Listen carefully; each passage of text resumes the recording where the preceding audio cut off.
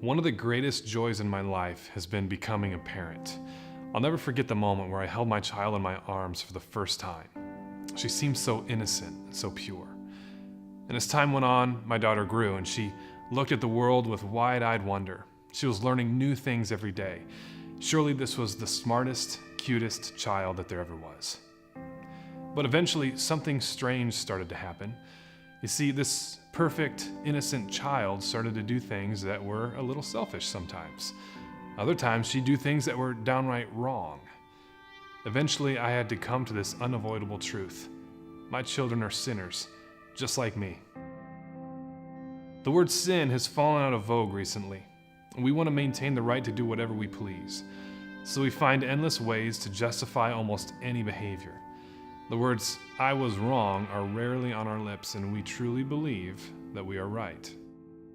And yet, while we love to think that we're all right all the time, deep down we know that that's not the case.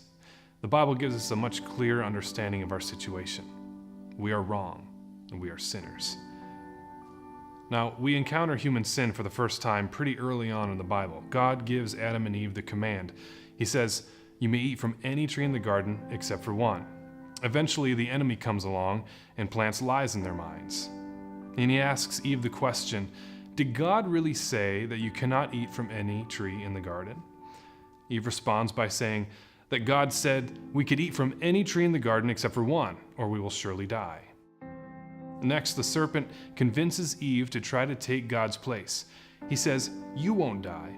Instead, he says that if they eat the fruit from the forbidden tree, they will actually be like God.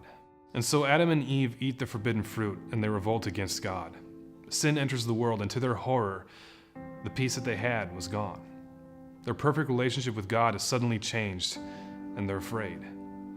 Now, the story of Adam and Eve is really the story of all of us.